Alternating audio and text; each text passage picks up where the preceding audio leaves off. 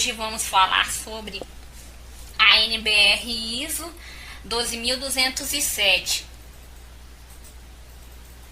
Mas primeiro de tudo, vamos definir o que seria uma ISO, né? A sigla ISO, ela denomina a Organização Internacional de Padronização. Portanto, ela é um meio de promover, né, a padronização de produtos e serviços utilizando normas internacionais para a melhoria contínua. E o que seria uma NBR, então? A NBR, antes de tudo, é a abreviação das normas brasileiras e trata-se de um conjunto de normas e diretrizes de caráter técnico que tem como função padronizar processos para a elaboração de produtos e serviços no Brasil. Essas normas, elas são elaboradas pela ABNT, que é a Associação Brasileira de Normas Técnicas, que é uma instituição privada fundada em 28 de setembro de 1940, reconhecida pelo governo federal e que não tem fins lucrativos. Aí aqui, né, temos o conceito de o que é uma ISO. E aqui temos o conceito de o que é uma NBR. Agora vamos falar sobre a ISO 12207. Bem, ela é a norma, né, que define os processos de engenharia de software, atividades e tarefas que são associadas com os processos do ciclo de vida do software, desde a sua concepção até a sua obsolescência ou descontinuidade. Ela estabelece uma estrutura comum para os processos de ciclo de vida e de desenvolvimento de software, visando orientar as organizações e compreenderem todos os componentes presentes na aquisição, desenvolvimento e fornecimento de software e assim conseguirem firmar contratos e executarem processos de forma mais eficaz.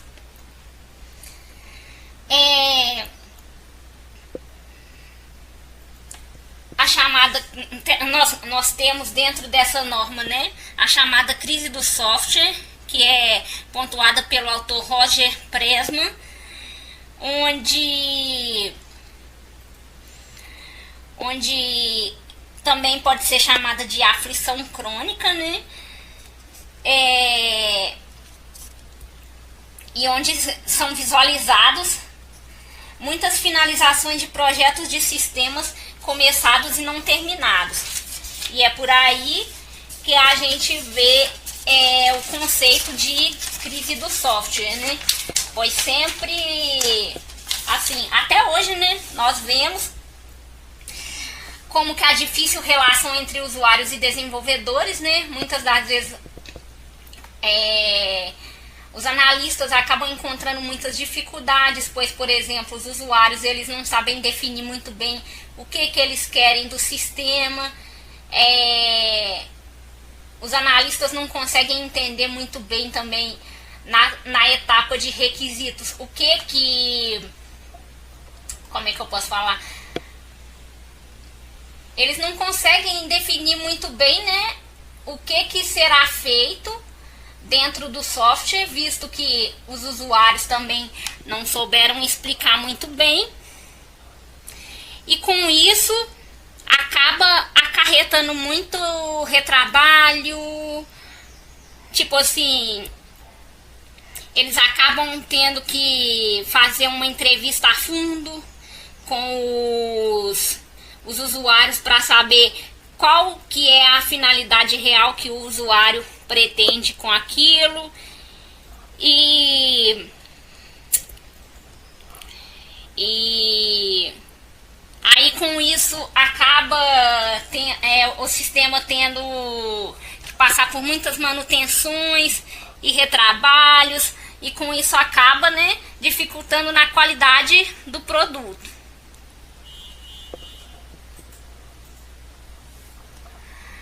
Bem, o objetivo da norma, tem como o estabelecimento de uma estrutura comum para os processos de ciclo de vida do software como forma de ajudar as organizações a compreenderem todos os componentes presentes na aquisição e fornecimento de software e assim conseguirem firmar contratos e executarem projetos de forma eficaz.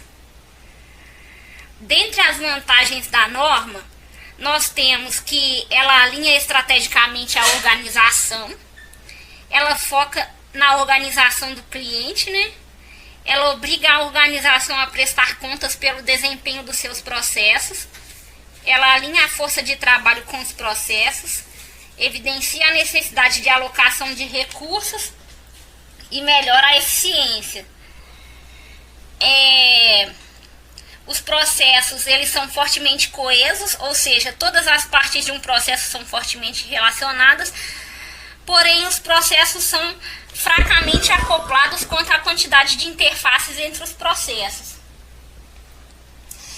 Quanto ao escopo da norma, ele abrange todo o ciclo de vida do software, desde a concepção inicial até a descontinuidade do software, e por todos os envolvidos com produção, manutenção e operação do software, né? A norma pode ser aplicada para toda empresa desenvolvedora, mas existem casos de aplicação em projetos específicos por imposição contratual ou nas fases iniciais de implantação. E ela também foi a referência base para a elaboração da norma 15504, publicada em 2006 e que define um modelo para avaliação de processos de software, baseado no framework da norma 15504.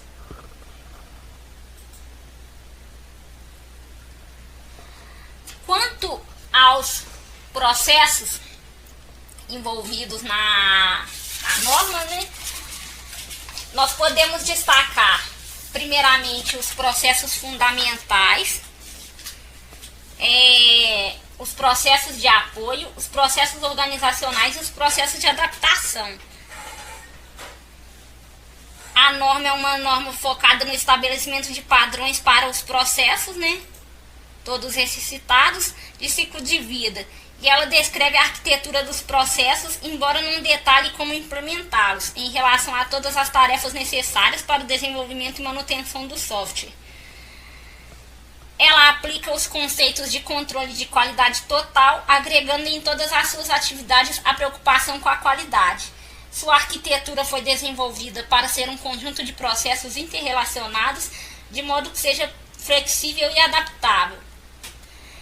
Estes processos podem ser classificados em 3 grupos. Aqui no caso nós colocamos 4, mas basicamente ele é dividido em 3, que são os processos fundamentais, que são focados no desenvolvimento de produtos, os processos de apoio, que são focados no auxílio a outras atividades, e os processos organizacionais, que são focados em garantir a melhoria dos processos.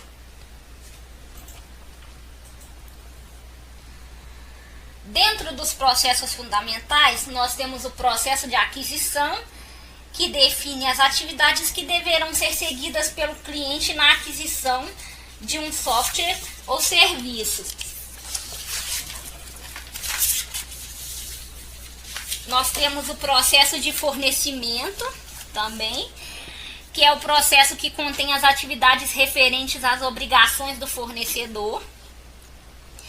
Nós temos também o processo de desenvolvimento, que é o processo que contém as atividades do desenvolvedor, tanto para o desenvolvimento de um novo software ou manutenções, sendo essas atividades desde a análise de requisitos, codificação e aceitação de produtos de software. Nós temos também os processos de operação, que contém as atividades que visam a realização de suporte operacional para o bom funcionamento do software, assim como suporte ao usuário. E nós temos o processo de manutenção, que ele contém as atividades do mantenedor após a identificação da necessidade ou se realizar mudanças no software, o que também resultaria na utilização do processo de desenvolvimento. Agora nós temos os processos de apoio, onde são incluídos processo de documentação, que é basicamente o processo de planejamento, elaboração, edição e distribuição aos interessados sobre os registros produzidos no ciclo de vida do software. Nós temos também a gerência de configuração, que é o processo utilizado para o controle e manutenção da integridade dos itens do software ao longo do seu ciclo de vida. Temos a garantia de qualidade, que é o processo utilizado para garantir que os produtos de software estejam em conformidade com os requisitos e os planos estabelecidos. Temos a verificação, que é o processo de avaliação relacionado às atividades de verificação de um produto ou serviço em relação ao atendimento dos requisitos ou condições impostas. Nós temos também o processo de validação, que é o processo que determina se o software ou os requisitos atendem ao uso específico proposto.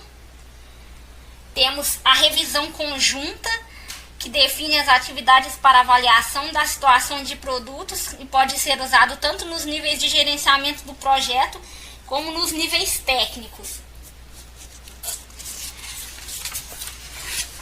Temos também o processo de auditoria, que é o processo que prepara o ambiente para a realização das auditorias, com ênfase no cumprimento dos requisitos de produtos e de serviços. E, finalmente, temos a resolução de problemas, que é o processo que fornece os mecanismos, para a resolução de problemas ou não conformidades por meio de um processo fechado, utilizando-se de ações corretivas. Aí temos também, para finalizar, os processos organizacionais, que é o processo de gerência, que define atribuições genéricas e as responsabilidades do gerente em relação ao ciclo de vida do software. Nós temos a infraestrutura, que é o processo que descreve as atividades básicas para a criação e manutenção de uma infraestrutura adequada para os processos que envolvem o ciclo de vida do software. Nós temos a melhoria, que é voltada para o estabelecimento de melhoria de processos da organização através das execuções de avaliação, medição, controle e, por fim, a melhoria em um processo do ciclo de vida, do software. E nós temos o processo de treinamento, que é o desenvolvimento de treinamento para a norma, e a ISO pode ser utilizada separadamente ou agregada à norma 14764, o que mostra que a norma é adaptável entre os seus processos com outras normas. Aí agora nós temos aqui a arquitetura da norma. A norma estabelece uma arquitetura de alto nível do ciclo de vida do software, abrangendo desde a concepção até a descontinuidade do software. Esta arquitetura é baseada em processos-chave e o interrelacionamento entre elas. Ela segue dois princípios básicos.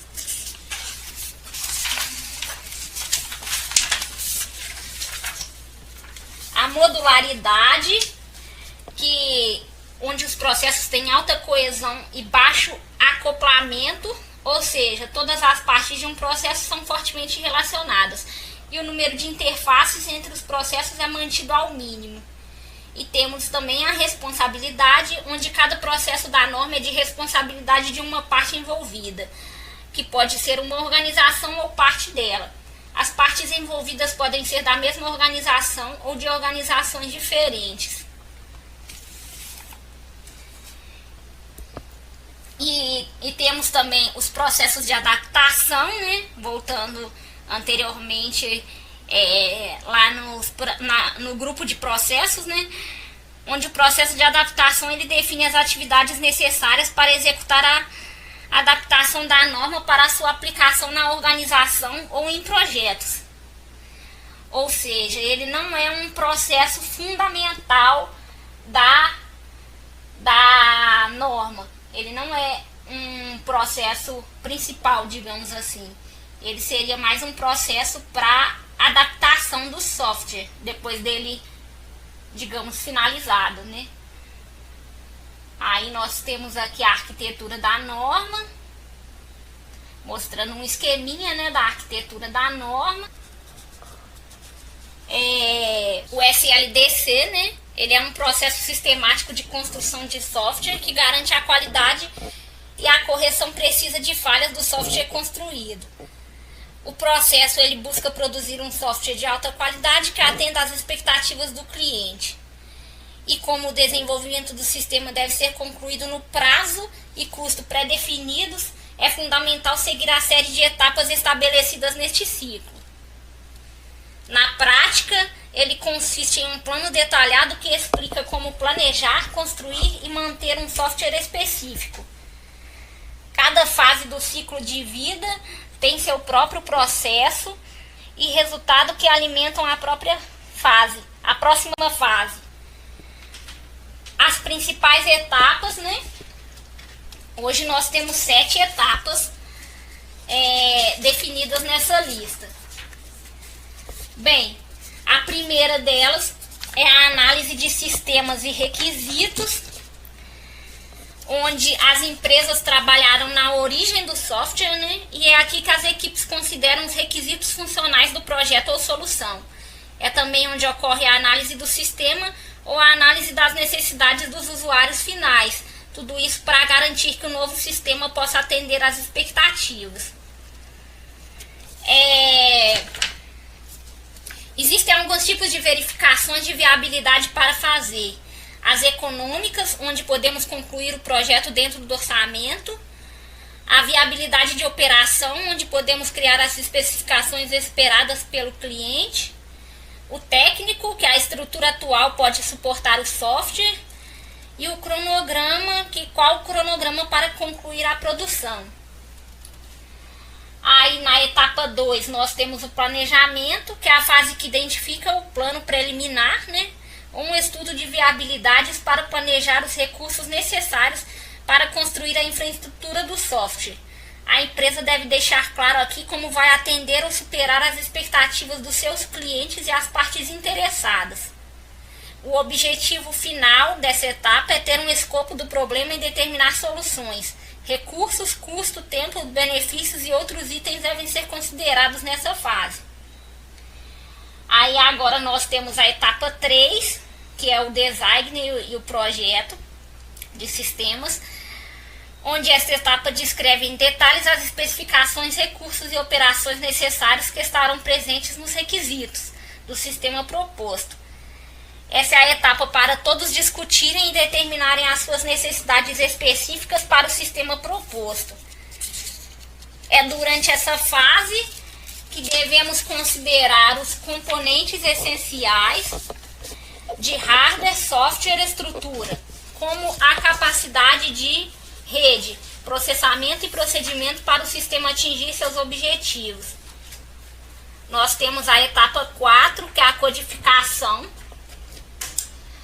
onde o desenvolvedor ou equipe precisa seguir certas diretrizes de codificação pré-definidas para começar a produção do software. Eles também precisam usar ferramentas de programação, como são os casos de um compilador, interpretadores e depuradores para gerar e implementar o código. Nós temos também a etapa de testes, né? Que assim como o nome diz, quando o software estiver finalizado, é feita a primeira implantação no ambiente de teste. A equipe responsável ela começa a testar todas as funcionalidades do sistema e isso é feito para verificar se todo o aplicativo funciona de acordo com as necessidades do cliente. Nessa fase, o controle de qualidade, a equipe de testes pode encontrar alguns bugs ou defeitos que são comunicados aos desenvolvedores para os ajustes. Temos também a instalação, que uma vez que a fase de teste de software termina e nenhum bug é encontrado, o processo final de implantação ele é iniciado. Com base no feedback fornecido nas etapas anteriores, o software final é lançado e a verificação passa a ser nos problemas de implantação, se houver. E por último, nós temos a manutenção, né, onde o foco principal dessa fase é garantir que as necessidades continuem a ser atendidas e que o sistema continue a funcionar de acordo com a especificação mencionadas na primeira fase. Isso é feito a partir da resolução de bugs, da atualização do sistema para novas versões e do aprimoramento quando são adicionados os novos recursos. Bem, e é isso. Basicamente apresentamos um apanhado bem grande da norma, né? E como podemos ver, ela passa por várias etapas, por vários processos, ela passa por um rigoroso, digamos, uma rigorosa melhoria de qualidade, né? Onde passamos